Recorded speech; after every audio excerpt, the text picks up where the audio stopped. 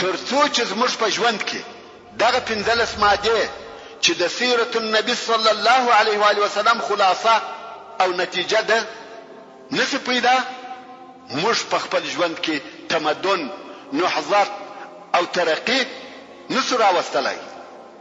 هغه 15 ماده چې شي زه به په تفصیل سره درته بیان کوم او ته ښه متوجه اوسه.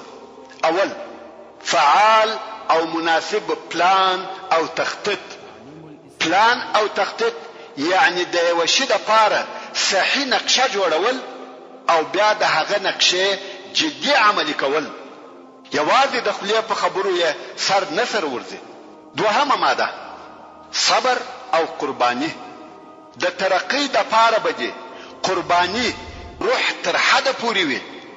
سمیه رضی الله تعالی عنها دې په یاد، حمزه رضی الله تعالی عنہ دې په یاد دي. د رسول الله صلی الله علیه و آله وسلم د مبارک مخ څخه دې د وینو بهیدل په یاد دي.